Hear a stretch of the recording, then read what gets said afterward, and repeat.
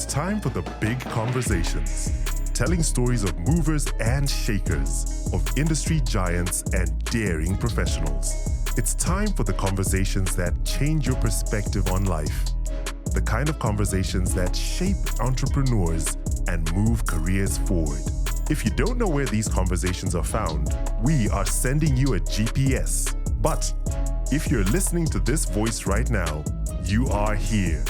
Welcome to the Growth Podcast. This is the GPS. Yeah, so we're here. Welcome to another episode of the Growth Podcast. I'm so glad you could join us. We have an interesting conversation for you this time around. We have a very interesting guest, and we're having a very interesting conversation on something that is of sort of like, how can I put it? It's very important for all of us. We are obviously focusing on mental health. That's a conversation really we should be having, but really our focus this time around is much more on parents, mental health, for parents and children, because as you know, I don't want to delve so much into it. I want to introduce my guest for this week, Dr. Naeem Dalal. Most of you do know him in terms of the mental health space. I think in Zambia right now, when the name or when you hear about mental health, that's one of the top names that really pops off your mind. Doc, welcome to the podcast. Thank you for having me, Surya. I'm happy to be here. Good to have you. I'm going to give you these cards as per tradition. I want you to pick 4 of these cards. So each card has a question. So you pick out that card, ask the question, answer it. So you can just pick out 4 from this. I knew this tradition. I should have bribed you. And those actually a new card. So okay. Even if I bribed you, but I would have bribed anyone else in the studio today. Okay, so I'll go for two of each. All right. Good. So just pick out a card, ask a question, and answer it. Would you rather be gossiped about or never talked about at all? I think in terms of resilience and growth, I'd want to be gossiped about, because Mulomo is one of the thieves that really drives societies. I mean, more so for Zambia. So yeah, I'd be okay with being gossiped about, and that's how I'd be able to grow into the person I am in today. Yeah. All right. Another one? Yes, another one. Would you rather be the star player on a losing football team or ride the bench on a winning team? I think the ideal answer would be ride the bench on a winning team. But I think, again, in all spirit of being honest and being human, I think I like to be also appreciated. So that's why I'll say star player. But I am the later right now.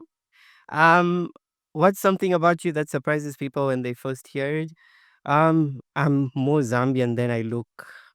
Very, very Zambian. People think that, we should, do you eat Indian food? And I look at them and they're like, I wish you knew what I eat. But yeah, I'm born and brought up in Zambia. So it's all my culture and everything is really rooted in the country. Yeah. What's the last product you returned? Oh, guys, this one's a hard one. I can't remember the last product I returned.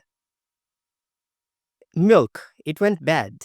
Yes, I bought milk and then I got home and then I found that it was sour. So I had to take it back. Oh, yeah. Okay.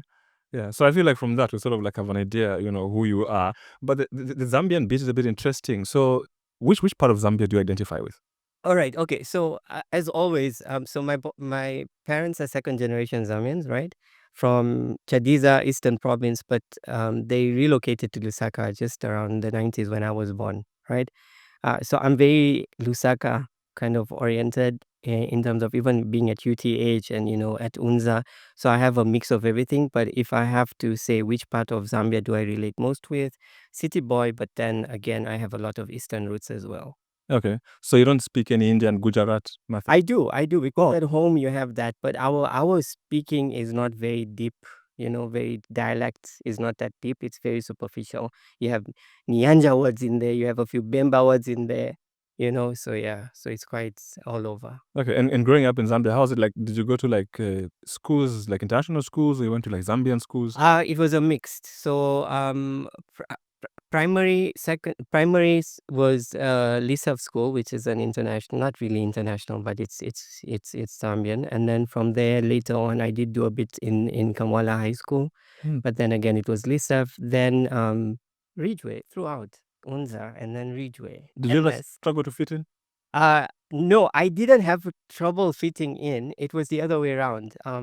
My peers, when I joined UNZA, found it hard to realize that, okay, wait, how does he know the language? Because in the beginning, I had a nickname that would be like Kaja Kaka Sisi, And you're like, they don't know they're talking about you, but you're listening to everything they're saying. Oh, but then eventually you get in, and it was good. It's been a good experience, and I'm happy I got to be there. Okay, so we know you as this authority on the subject of mental health. Tell me about your medical background. What did you study exactly? All right. Okay. So medical school, primary education, secondary education, right? Grade 12. After grade 12, went to UNZA, did natural sciences. After natural sciences, got it quoted into med school, did human biology from Ridgeway. Then from Ridgeway, UNZA, medicine doctor. After becoming a doctor, went to my master's of medicine in psychiatry, which is mental health, again at UNZA for 4 years. After doing that, took maybe a few months and then did my master's in youth mental health as well. But that one was hybrid with Melbourne, Australia. So it's been, I think, all my life I've just been studying. Yeah, but my education is very grounded in Zambia. It's all Zambian education. Okay. Yeah. Our conversation is really heavily, biased on mental health for parents because June is parenting month, and then also in the same June we celebrated rather International Day of Play. Also, that's on the 11th of the month. For you growing up, I want you to talk to me about how was it for you growing up with both parents.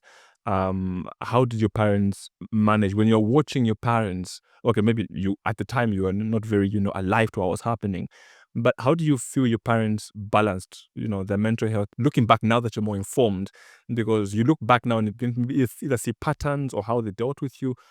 Run me through that experience growing up. All right. So for me and my parents, I'm a Kasuli. I'm a last born, right?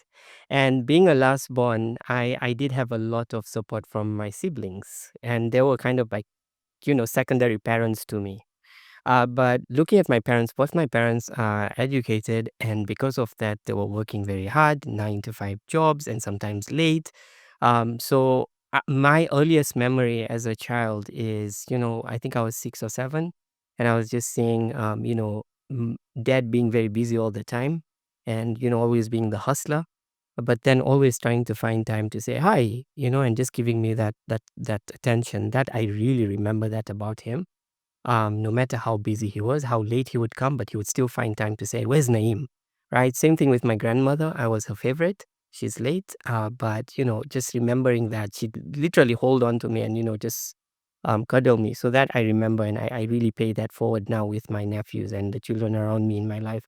But then I would be honest and look, I'll be frank here and say my parents have been absent in the sense that they've always been working, right? They've provided me with the necessities that I need, but my parents have been absent because they've been working. And I've literally grown with my eldest sibling, who's my sister, a 5 year gap between us. So by the time I was getting into secondary school, I was a weak student, right? I'm a late bloomer. I wasn't one person who used to get the best of grades.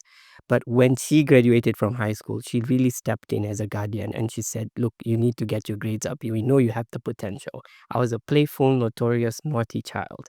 So that experience has been something that I say, if it wasn't for my elder sibling who stepped in despite being a young person herself, I would have been somebody different right now. So there's that. And one other thing I would also like to mention, Sui, is my teacher in high school, particularly my English teacher, Mr. Nambao. I remember him fondly because, as I said, I was a late bloomer, right? But he really identified to say, "Okay, you are capable," right? So he'd stand up and he'd say, "Okay, today the notes, you're going to write them on the board." Knowing that I am a weak student, yes, but I have the potential. So that really framed who I was. And I realized, oh, wait, you read, you understand, you pass. And that's how, shockingly, I was the highest student in high school, from one of the weakest to the highest. So I would say that, yes, parents have a very, very big role, and your guardians have a very big role in who you end up being. Okay. Is there any memory from your childhood that when you think about shaped who you became ultimately? Um, Not directly, but I would say that yes, my mom is this altruistic person. When I say altruistic, she's always giving. At times I'm also like, you don't have anything to give, but you're giving. What's that all about, right? And everyone will say that's who mothers are. But I think that's one thing that I learned from my mom, to say, if you can make someone else's reality better by just sharing, then basically share. So I was that person who, even from time, I don't call it stealing, please, Zoe, but I would literally get things from home and give people. So I think that also shaped who I am from my childhood. Okay. Yeah. I feel like we have that in common, because with my mom also, sometimes I feel she is too kind to people who, in my view, don't deserve it. You get the point, right? I Like, hear you. it's like, why are you helping that one? But yeah, that's the nature of moms at the end of the day. The part you mentioned about the parents being absent, I think I learned I think about a week ago, I saw an article where this person said they failed as a parent because now they're in their 70s, and they said, I mistook provision for presence. So I felt like I could replace my absence with providing. So like, I'm not around, but I provide. Other parents are around, but they can't provide. What do you make of that? So, evidence shows, and now we'll come into mental health and well-being, right? Evidence shows that presence matters more in a child's life than provision in terms of materialistic gain. It's more about that meaningful connection and support and presence that you offer. And this is now the society we're in, right? We now have these nuclear homes and households where you have father, mother, or children, and that's it. There's no extended family anymore. We are actually eroding that society. And because we're eroding that society, we're finding that more and more young people, children are growing up as, young people who feel neglected and not present. I'll also give experiences from practice, in clinical practice, both in private practice, more in private, and also in government, where you have children coming in, teenagers coming in and saying, yeah, they're giving me everything I want, but they're never there, right? So your sense of esteem that needs to be there, for which comes from your primary guardians, which are your parents, if it's not there, then it really holds on to your mental well-being later in life, let alone your early ages as well. Okay. In terms of, I know that everyone knows that, the mother is the one that is there to, nurture the child and whatnot. In the context of parenting, what exactly is, nurturing care, and what does it encompass? All right. So nurturing care is actually a holistic, collective term that combines quite a lot of determinants or factors that define how a child's upbringing is supposed to be ideally, right?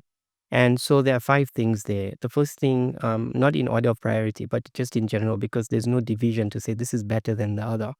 But one of the things includes, healthy well-being, right? Offering healthy lifestyles and healthy realities for that child. That's one. Number two, adequate nutrition. Now, look at the term I'm using, right? I'm not saying good nutrition or the best nutrition, but adequate nutrition. Nutrition such that the child is getting the nutrients that they deserve, especially in the first 3 to 5 years of the child's life, right? And not just after birth. I'm also talking about during pregnancy, okay? Because that is when, Suilanji, the actual brain development, the most development of the brain is taking place, okay? And these are things that we can't quite see, but we've seen with science and evidence that this is when most important, development of the brain is taking place. In addition to adequate nutrition and health, you also need to understand safety and security. These are two different things, to feel safe in your own space, but also security, to feel secure that I'm in a collective environment where I'm going to grow and be okay. So this is also very, very important for nurturing.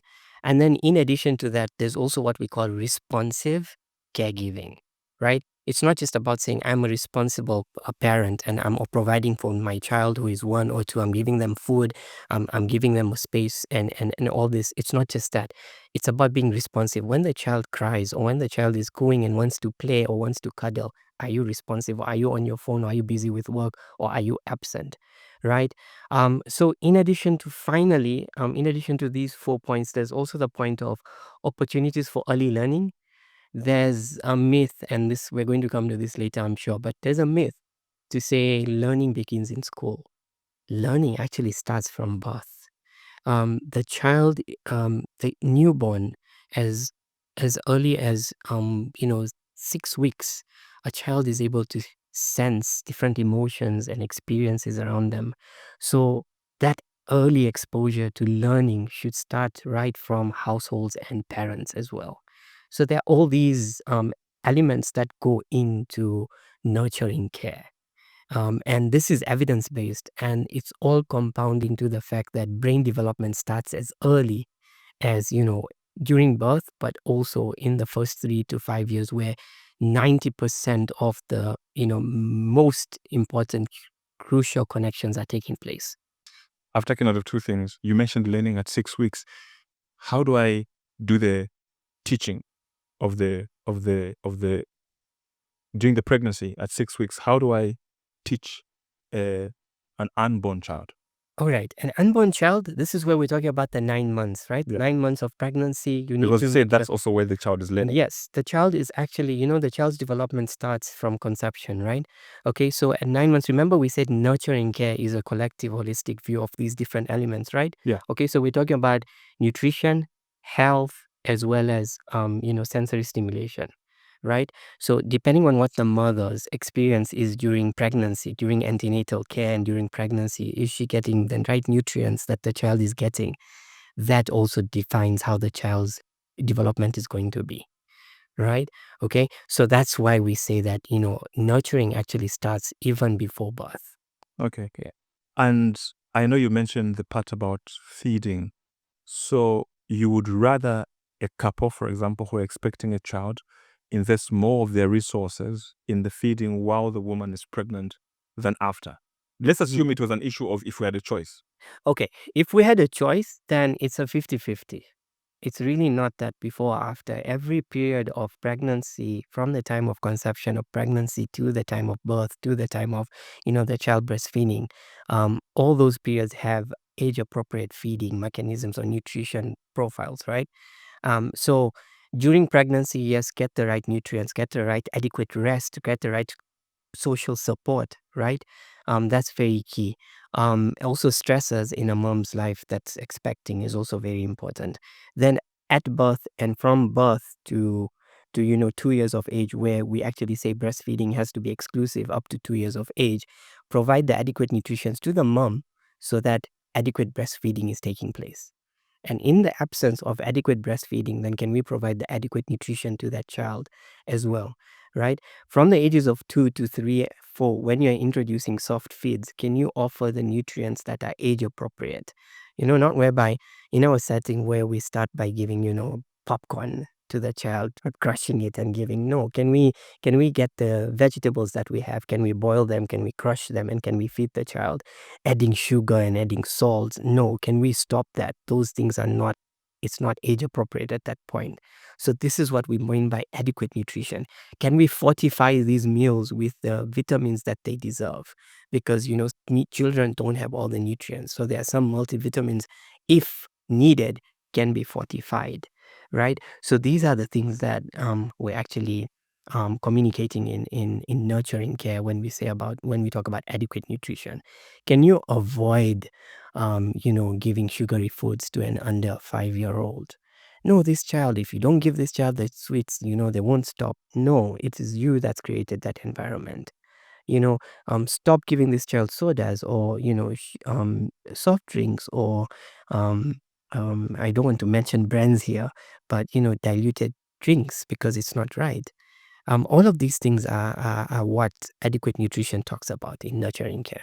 All right. And still on nurturing care, are you able to give some, examples of simple everyday actions that parents can give? Yes. So it's the 5 components that I mentioned. It's more about making sure that you're actually managing that. For instance, with health, you're making sure that if it's a baby, you're making sure that this child is clean, right?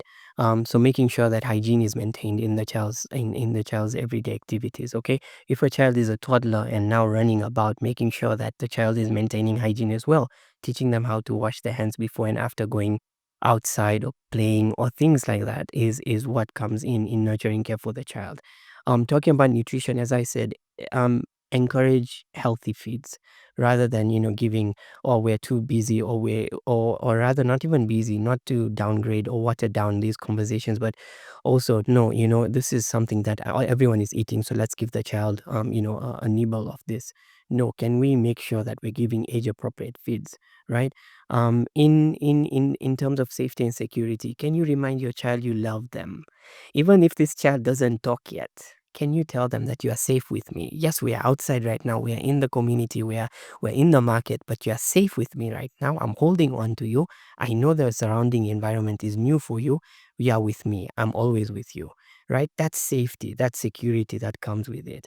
Or when it's dark, like with our power outage and all that, when the child just starts crying and we're like, I'm just in the room, what's going through your mind? I'm here.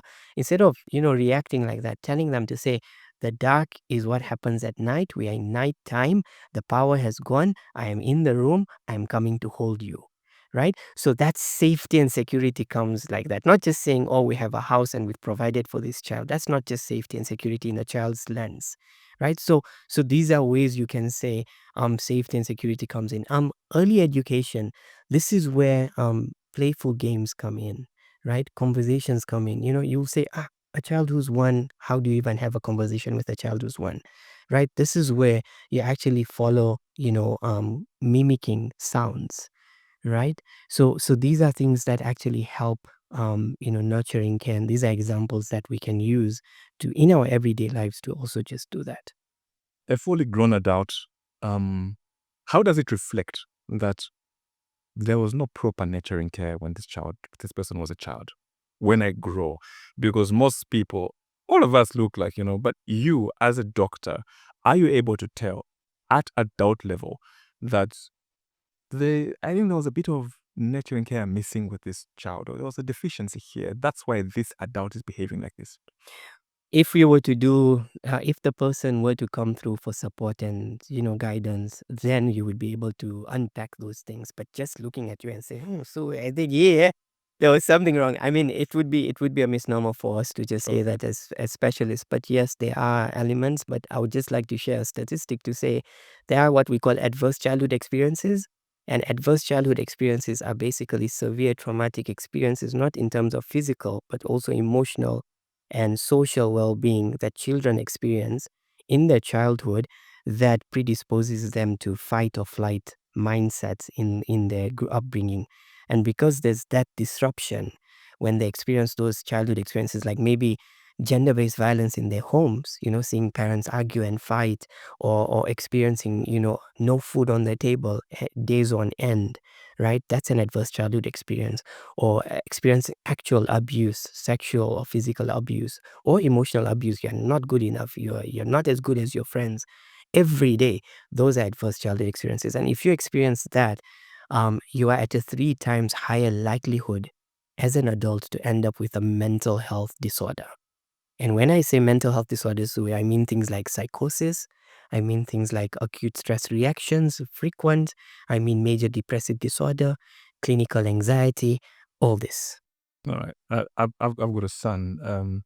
I like to play with him, but sometimes I avoid him because he doesn't get tired. So let's go play football outside. He can play football for 3 hours. I can't, but how do you manage it? Because the risk there for me is it will end up in him crying.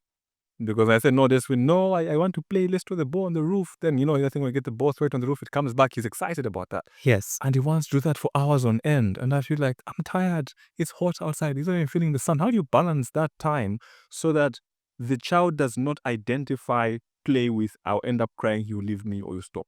And then that's very beautiful that you're sharing this experience with me right now. And I'm just imagining you playing with your child. How old is he? Well, he turned 5 in Okay. All right. May. All right. So a 5-year-old, age appropriate play, right? So a 5-year-old will not fully understand or grasp to say we're just going out for 20 minutes. It is because their brains are still developing in terms of understanding. But here's the thing, it doesn't have to end like that. You have to create some kind of routine and schedule. This is something that children thrive on as well.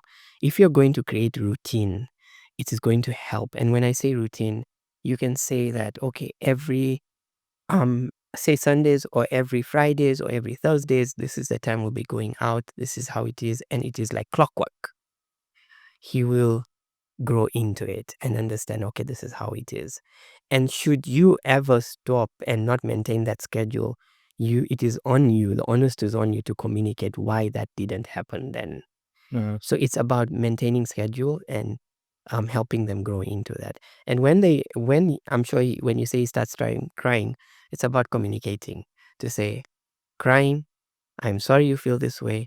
I have this to do. How can we, do something else? Okay. Yeah. I've introduced the aspect of playing. I want you to talk about why playing is important for a child's development, because some parents feel you can just go and drop off the child at the grandparents, knock off, you come and get them, or the child is okay there with the maid. What difference does the time you spend playing with a child make in their ultimate, growth and development? So I'm now going to go into science, right? And I need to do this because this is the only way we are really going to get a grasp of why play is so important. All right. So the brain is one of those organs that fully develops until the mid-20s. All right. Okay. However, the foundation of that brain structure happens in the first 3 to 5 years. That's where those neuronal connections that happen are very strong and define who you are going to end up as in terms of everything that you do. How you see the reality around you, how you feel the reality around you, how you behave, how you act, how your emotions are, how you express your emotions, how you problem solve. All of this actually happens in terms of synaptic connections in the first 3 to 5 years. Okay, so now where does play come in? As you said, a child, a 5-year-old, for instance, how do you communicate to a child in the simplest of way? It's through play, right? So I'm going to ask you, in front of us, there's these blocks, right? Yeah. So there are these blocks right now. You're trying to introduce your child to different colors. Okay, all right. And if you keep telling your child to say, this is green, this is green, this is green, the child is not going to learn it just like that. Unless you repetitively expose this child through play and the environment that this is green. So you have to start by saying, this is green. You go out, you say, the grass is green. The trees are green. Okay? And then that is how the child builds up on that thought process. But now I'm going to ask you to do exactly what I'm doing, right? Okay?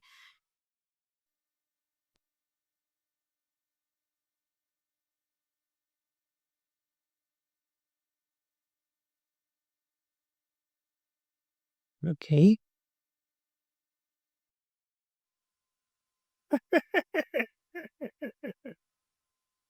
Now, this happened because you're an adult and you're thinking too much.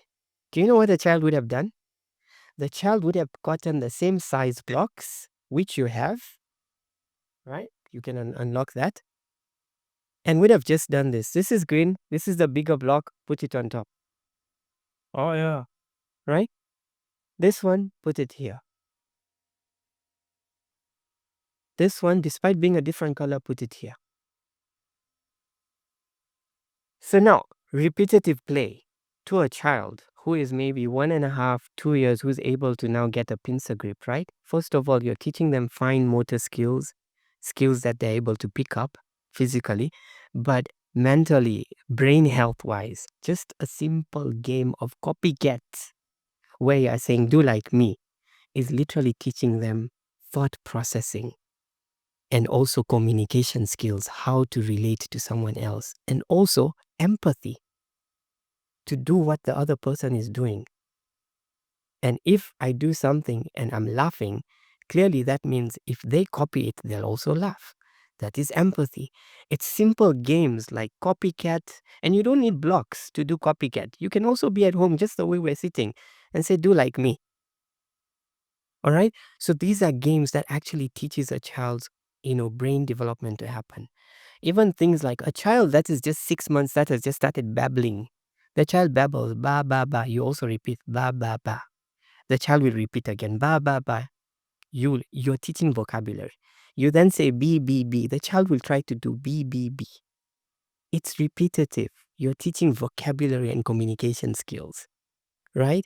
The child is crying. You console the child and then you smile. The child will reverse that. So it's games like, even things like peekaboo, right? It's more, you'll say, no, it's very Western, Naeem, that's not something. Just something like, do you see me? You don't see me. You see me, you don't see me, right? You're teaching things like memory and trust. Simple games are actually building those maps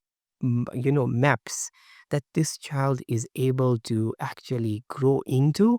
And these synapses are what are being built. And there's a concept in the brain that we call use it or lose it principle.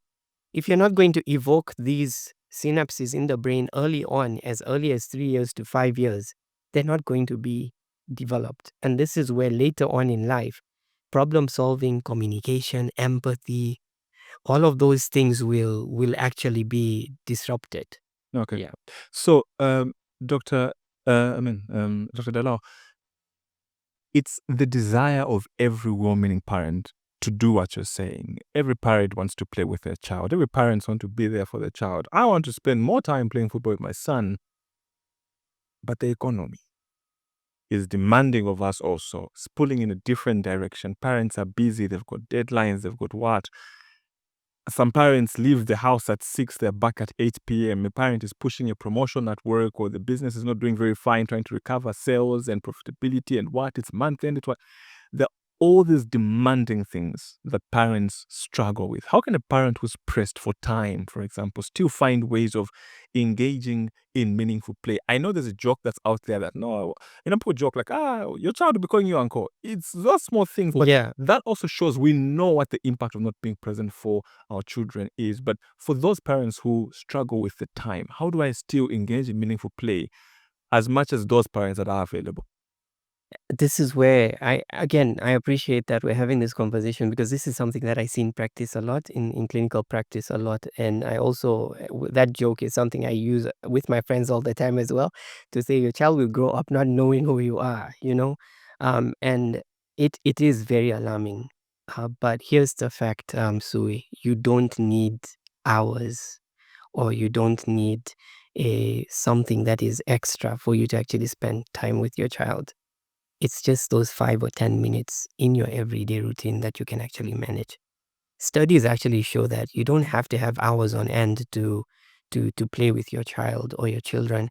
You need to make at least even 10 minutes of your day and have that bonding, present moment where you put away these things, right? Or the work, you put it away and you say, this is my time with my child. And you bond, you relate, you communicate, whether it's through smiles, whether it's through touch, whether it's through play. As I said, you do certain things. Let's say you get home and then you have to prepare food, and things are happening. Even that period that you're preparing food, you can make it fun. You can find ways to say, okay, we are making, say, some kind of relish. What color is the relish? Do you like it? Why don't you like it? You do that. And if it's a child that is not able to communicate, you actually just, try to give them textures to feel, to say, feel this, So things like that. You need to just create that little 5 or 10 minute tax for you to do that. If you're dropping your child off to school, you have a game, you have a fun game to say, those basic things, to say, look, what does that cloud look like to you? Or what does that car look like to you? Or if you grow up, if they're not able to communicate back, you can just simply sing along, right? You sing your different types of songs or rhymes, right? So you create that, and you don't just do it. It should be responsive, right? It's responsive where the child is doing or is part of it, and then you are repeating what the child is doing, and let the child also lead, right? And it becomes a routine. It becomes like a routine and a tradition that we always do this, and they look forward to it. And that's how the routine is built. They'll know that, what, dad is a busy person. Times are difficult right now, but I know that when he comes, or over the weekends, we still have our time. Okay, I was having a conversation with a very senior executive, and they told me they don't have as much time for their children. But what they told me is when I have the time, I do this grand gesture that they'll remember 6 months when I'm not available. Oh, he took us to Dubai, you know. Yeah. What do you make of that? How do you compare that to the small, tiny 5 minutes of this, 5 minutes of that, of that, or in the car? Or for example, sometimes also you're in the couch, for example. Oh, let's go with the child. Let's go together, at the car. Oh, what are washing the car? Do you know? Or just one big thing and then absent for a period, another big grand gesture. What do you make of that? So on that one, and it's really subjective. Subjective meaning depending on different social as well as family dynamics. It depends how those things work out. It's not wrong. It's a very good thing as well because some children thrive with that as well. But the fact of the matter is it's about how the presence is. Is it just a grand gesture where you do it and when you're doing it you're still not present, you're still working? Or is it a grand gesture where you're literally building bonds and having meaningful connections with the children in that moment? Otherwise, you see the way it is, so psychologically and behavioral science speaking now, when a child is born, the first 8 to 9 years of that child's influence comes from the parents or the primary guardians because that's who you are with all the time. So it's like all your learning is taking place from that. By the time the child turns 8 or 9, that's when the shift happens to friends. This is where majority of influence of an individual comes from up till around the ages of puberty, where 15, 16, where now your shift moves less from parents, less from friends to finding that partner, that that connection of love, right? Until you reach your mid-20s, where you're now like, okay, who am I, what am I doing, how will I connect, and what is my role in society, right? And when you reach your late 30s or early 30s, this is where you start asking yourself to say, okay, am I lonely? Am I supporting? All these things there? Do I have that connection? So to answer your question, um, if the parents are doing those grand gestures with the mindset, with meaningful connection, then that's perfectly fine. But I would still advise that or guide that parent to say every day, can you have like clockwork, be it 19 hours? Can you call those children? If it's a video call, even if it's 3 minutes, just call them and ask them, how are you? How are you doing? And also share how your day went. Like clockwork. Doc, what about parents who are not with their kids? You work in Kitwe, your kids are in Lusaka, you hardly find time. The only time you bond with them is video call on WhatsApp, that kind of thing. How do you still maintain that play with a child in a situation like that? This is where you have, look, in Zambia and in our society, it is true that we can't be there all the time, but our identity or our community and our family structure is not mom and dad alone. It's also grandparents. Yeah. It's also the help around the house, or it could also be the neighbors, right? You have to have those what we call family social safeguards. In your absence, you need to make sure that that principled nurturing care is happening for that child. In your absence, it's still there. But as a parent, you're far away. Make it routine to check in on the children. You're saying just a video call or phone call. That's a very meaningful phone call or video call. Children actually look forward to it. Okay. From the conversation we've had thus far, even someone who is not a parent can appreciate that parenting is a lot of work. And so my next question then is, what are the signs from where you stand that tells you that that parent is struggling with their mental health, dealing with work, dealing with their family issues or personal issues, and then having to parent maybe 2 or 3 children? What are the signs that tell you there's a problem there, your mental health, you're not okay? I always say this with parents who believe that they're the best parents. There's no such thing as perfect parenting. It's a journey of learning.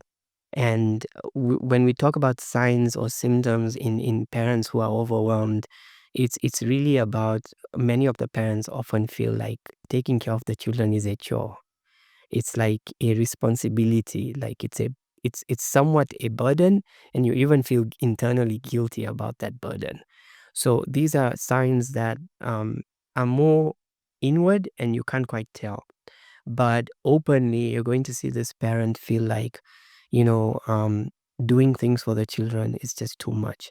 Or it's like, I can't get over and done with this work that I'm doing for the child. Or why is it break? When are the schools opening? You know, you can clearly tell that this parent is at the ends with the children.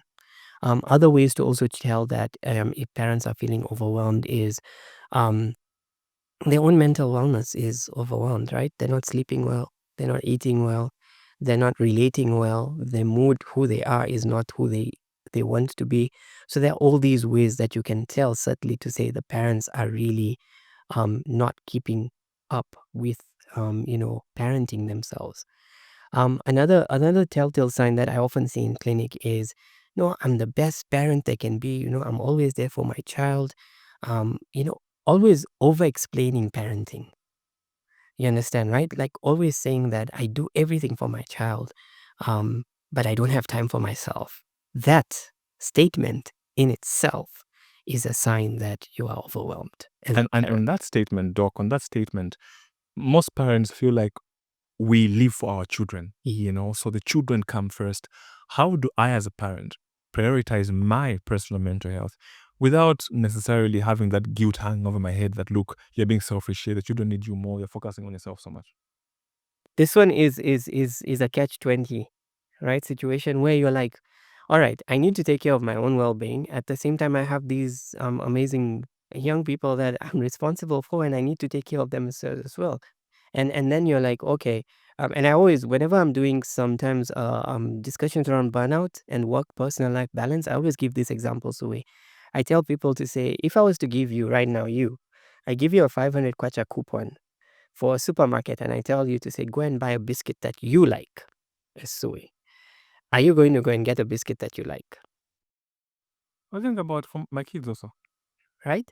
Okay. So you're probably going to go to that aisle. You're going to say, well, I like chocolate, but I know my child likes coconut, and the other people like strawberry.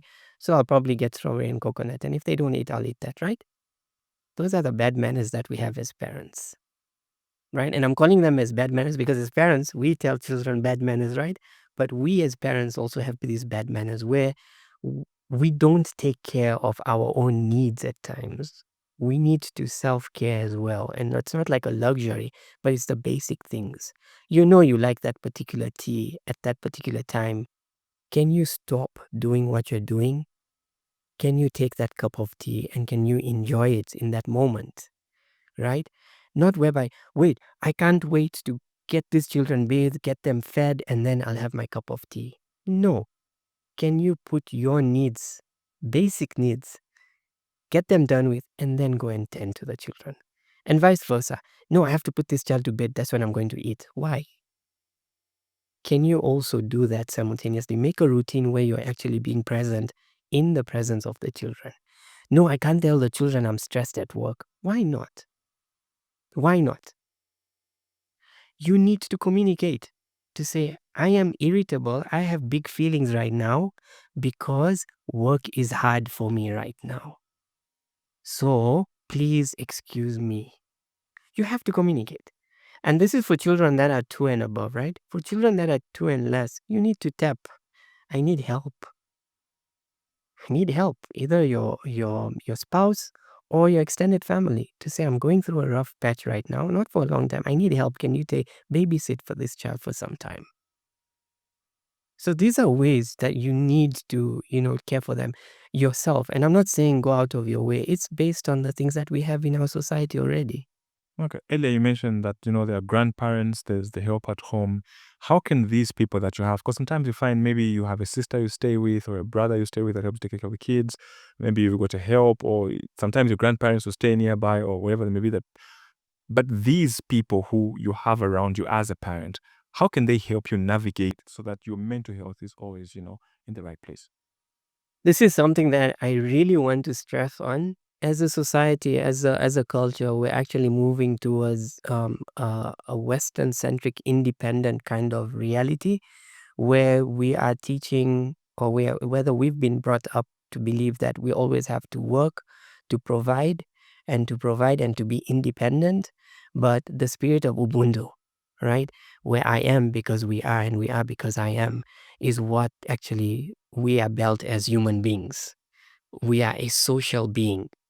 As mammals, we are meant to thrive in communities. Even individuals that say they like to keep to themselves, they still have a network, a family, or a unit that they are open with.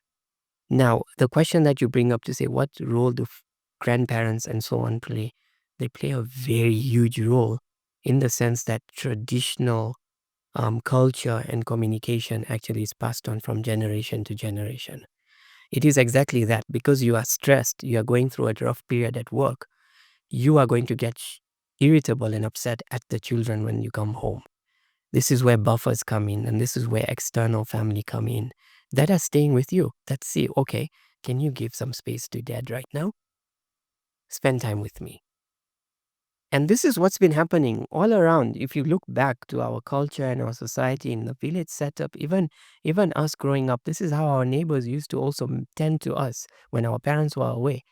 Our neighbors literally used to have every right to come and tell on us or discipline us, but we're moving away from that. It's also, guardianship. Teachers play a very huge role in society, but that is being changed right now as well, right?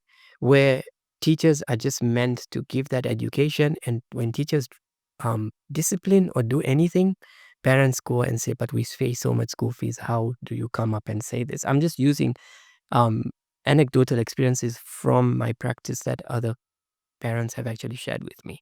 So to answer your question, it's a huge role. As parents, we have to be vulnerable, to be open to say, I'm going through a rough time. I need help with my child. The example you gave me, I was talking to a colleague of mine and she was telling me about her niece. So that thing where she's very unruly, then they tell her, we will tell your teacher that you're doing this. Then the kid goes like, tell her. Just to show that now teachers really have got no impact. Those days when they say, no, when your father comes, I'll tell your teacher, the kid behaves, because they know that the teacher also has as much influence on them as, but these days it's no human rights, no, things like that. But then also, in terms of managing stress or burnout at individual level, yes, we talked about what others can do around me, but what strategies or, can you share for people who, a parent, for example, feels like, look, I'm burning out, I'm stressed, I'm not in the right, mental state most of the time. The parenting is getting to me. This is where I always say this, Soilanji. The problem, or rather the root cause, I wouldn't say a problem, I would say the root cause is that as Zambians or in general, we don't believe in mental health to be as real as physical health. Your mental health can fluctuate from time to time. The way you end up with a common cold, you can end up with low days or difficult days or stressful reactions, right? Where you are in this emotional storm, everything around you is triggering you, right? When you're experiencing such days, you need to reach out and you need to be vulnerable enough to communicate to the children around you, let alone to people around you, to say, I need help. I need some time to just cope with my own or tend to my own self. But before you get to that, you have to make sure that you're putting certain self-care boundaries as a parent for yourself. As I said, I'm going to reference a colleague of mine. What she tells me all the time is, you know what, Naeem, I'm not letting go of my cup of tea. So all I do is, if I know that it's a busy period at work and at school, I'll wake up 30 minutes before. I'll go down to the kitchen. I'll make myself that cup of tea and I'll have it before I go wake the children up, knowing very well that this is my time, right? You have to invest in your own time. Another example I'll give you is, you've had a rough day. Things are going bad. Things are just not okay. The week is bad. Financially, things are not fine. You're going through it. Before getting home, right? Can you do something for yourself to decompress? If it means listening to something, listen to it. If it means buying yourself something in terms of not unhealthy coping habits, but a healthy coping habit, buy yourself a smoothie or something that just calms you down. Do it so that you tell yourself, I'm doing this so that I can feel better for me, before you go home and you lash out or you become irritable or you brood, you keep to yourself. These are ways that parents can take care of themselves. The other things is, I know, yes, we started with the concept of mulomo, right? But sharing. sharing. I know there's also, I always get this to say, but Naeem, Dr. Dalal, I can't trust everyone with my, my problems or my fears or my guilt. Here's the thing. You need to have people in your corner who you can call up and say, I just need you to listen to me. We've talked about the parent, putting themselves first sometimes. But now I want to talk about how do you then draw a balance where your children's growth is prioritized, but at the same time, your mental health also is in the right place. So you're winning at both, where it's not an issue where my mental health is tip top, I'm okay, but the child's development is because I've put myself too much, first, if I also put it like that. So this is where, again, in mental health and psychology, for some reason, we have a lot of words that define all these things. And I've always said Chizungu Chapaka, but boundaries, right? This is where you talk about boundaries, and the key thing is communication. So with children's mental well-being and creating the perfect environment, as I said, there's no such thing as perfect environment because life is uncertain and uncertainties happen. The answer there is communication, right? So communicating to the children to say, if you had a tradition to say after church we go for ice cream, but we don't have fuel money, let alone we don't have enough to make ends meet, so we have to cut down on ice cream. You have to communicate, right? But at the same time, you need to have boundaries. You need to have boundaries to realize, Zui, that children are supposed to be taken care of. Guardianship should be provided. Children are not your friends. This business of, being in an online world and now with social media and having that to say, no, my child is my friend. Your child is not your friend. Your child is a part of you that you are grooming to be part of society. And you have to give them the right skills and equip them with that. If you're going to grow up and say, I'm going to be friends with my child, we're going to go for sports events together as friends, not as friends, as father and son. So you also have to have those boundaries. Because when you're not going to have those boundaries, then you're equally going to feel guilt and betrayal as a parent when the child doesn't reciprocate that friendship. So this is where boundaries also need to come. So the example that you gave to say, I'm going to tell your teacher, and the child replies to say, you can go tell, or I don't care. You need to communicate and say, boundaries. This is not right. These are bad manners, and it's not about punishment, but it's about communicating. Because another myth, and again, I hear this a lot. I mean, I do believe in old school parenting, but not where the point about spare the rod, and spoil the child, right? That is often miscommunicated and misinterpreted. That actually means that can you create those boundaries and communicate to your child when they're wrong? Not whereby every time they're wrong, you remove something and you whip them or you beat them. No, it's about communicating and creating those boundaries and explaining to them to say there are positive and negative reinforcements when you do something wrong. If you're going to behave this way, certain privileges that you're having right now will be taken away from you. That is negative reinforcement. If you manage yourself, if you behave in a certain way, there's positive reinforcement. You will get these things and you will be okay.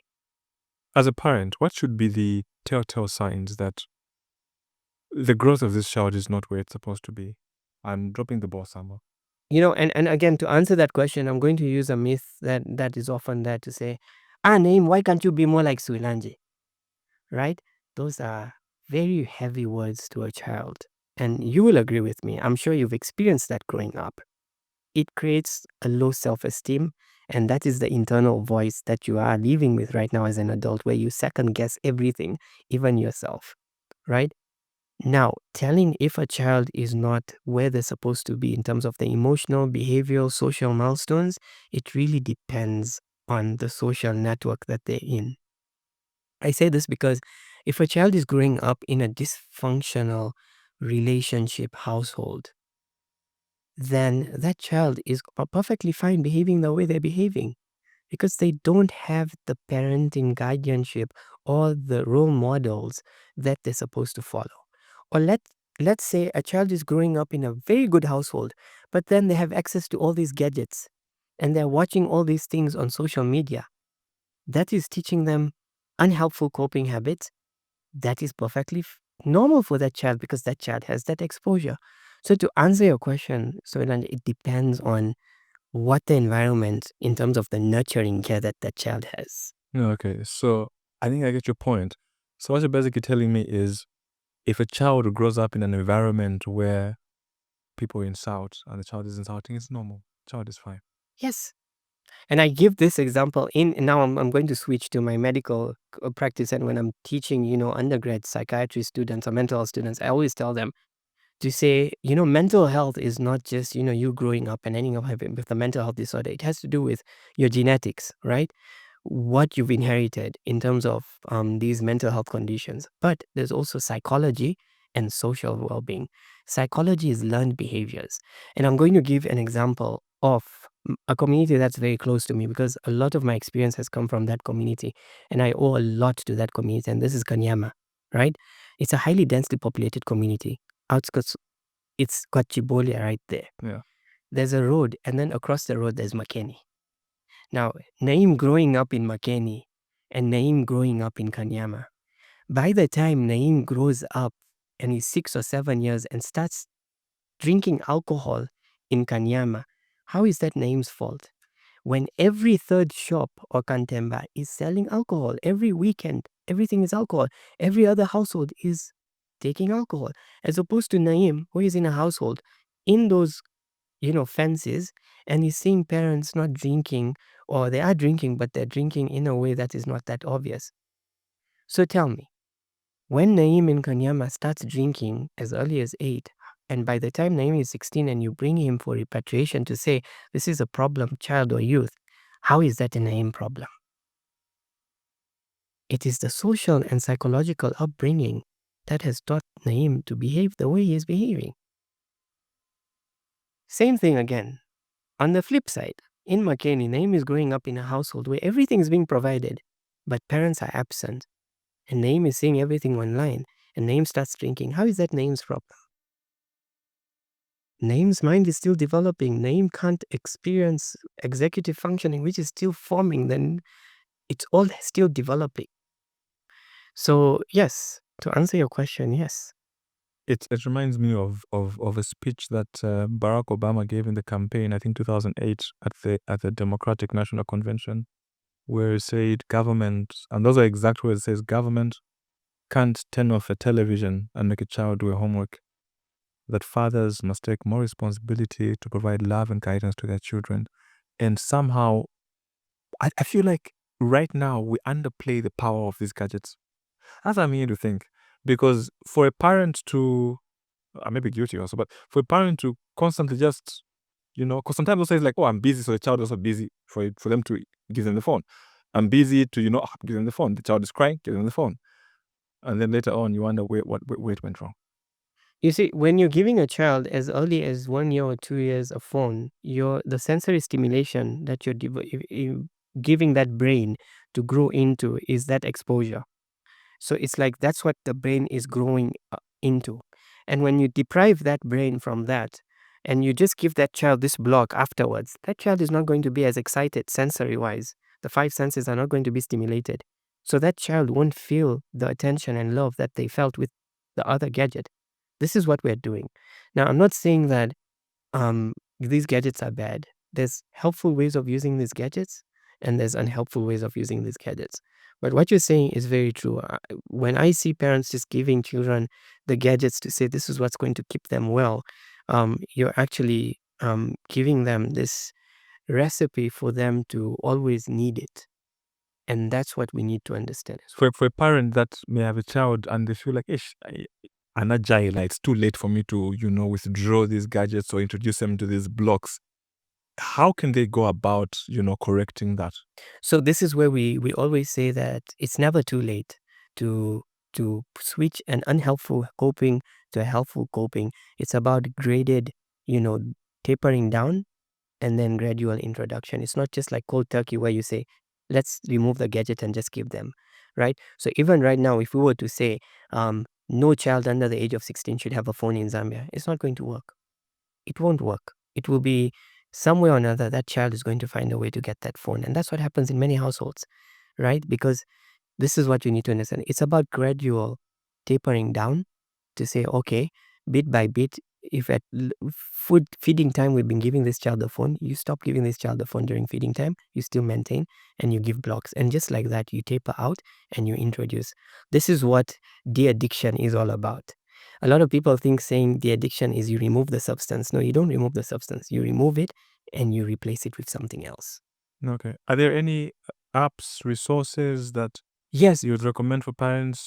Yes, there's actually quite a lot. And particularly on the UNICEF website, when you go on the UNICEF website, global UNICEF website, as well as the UNICEF Zambia website, you're going to find a part where it says parenting, and there's multiple parenting modules and resources that people can actually read. To everything that I've shared is actually also on that, but also specifically for young adolescents, there's actually a chatbot that UNICEF has actually curated. For the past few years. They've been coming up with it, but it's on WhatsApp. It's a text-based chatbot, and what it basically does is when you send a text message to the number, which I will share with you so that you can put it in the caption, it's 097-6887-8878. When you send a text to saying join to this number, you can then have a stepwise approach to what conversation you want to have, in particular on how to manage expectations, emotions, how to deal with behaviors, also in terms of conversations around healthy and unhealthy coping habits with stress. And also there's also different elements of different things that a child can actually process through that text-based chat. And it's really helpful. It's been tested and it's evidence-based by specialists like myself, and it's actually working. I'll confess, I actually use it myself as well. I've got two more questions for you before we close. Number one, what small change do you think parents can make to balance both the mental health side and also with nurturing care? For parents, I will always tell them to say there's actually two things that you can do for yourself that will help both you as a parent and also your child, be it a young child, a baby, an adult, or anything really adolescent as well. Put these away when you're in the presence of your children. All right? Put them away. The minute you put these away, even for 15 minutes, you're actually meaningfully connecting with that child. And time it. Time it to say, maybe 10 or 20 minutes is my time with this child. And even if it's an absence of anything, if it's a vacuum, but you're really spending that time where the child is not in the mood apparently, you still are there to say, okay, you don't want to talk right now. It's perfectly fine. I'm just going to sit here. If you feel like it, I want some company. That's it. Create those moments, because that is what's going to harness that meaningful connection. All right. And my last question, Doc, is what 5 things, I know you've given some advice, but in closing, what 5 things would you give to parents as advice? Please sleep. Right? Sleep is a key pillar for your well-being, your brain health. So please cash in your sleep hours, not this thing of, drinking caffeinated things after 3 o'clock in the afternoon just to make ends meet, and then you don't have your adequate sleep. So please sleep adequately. Also, that's number one. Number two, talk about your highs and lows with your children. If you have them, in terms of, on your everyday practice, if something goes wrong in the household, tell them to say, oh, today we had a problem with the plumbing. That's why I'm a bit flustered, but it's fine, we'll manage. Don't just expect that so share your highs and lows with the children in the household. Number three, if you're feeling overwhelmed, reach out for help, right? Not to a mental health specialist, no, to a friend or family or a neighbor to say, I think I'm having a bad day. I don't want you to give me advice. I just want you to listen to me. I just feel like I want to talk to someone. It helps. All right. Watch your coping habits, right? We have a bad habit of Piriton, over-the-counter Panadol, just like I need this to sleep. No. Can you check yourself and stop these unhelpful coping habits? And finally, be open to learn from your children, no matter how old they are. Children will teach you a lot. Doc, thank you very much. I think like for a parent, it's this is a conversation I keep going back to and going back to and going back to, because for me there's so many things that we take for granted, but now having sort of like a scientific and medical, lens to see this through, I feel like every parent should really, check themselves, and because sometimes also it's through conversations like this that you go back and say, okay, yeah, I've been doing this wrong, I think the phone, it's one thing that keeps us in check. I'm very grateful for the conversation. And as you say that, also, in as much as I said earlier to say don't compare your children to other children, even as parents, don't compare yourself to other parents. Oh yeah. We don't all have a blueprint to say this is the perfect blue book for parenting. No, we're all learning and we all grow in our own spaces. So be kind to yourself as well. Okay. No, thank you very much, Doc. Thank you for having me.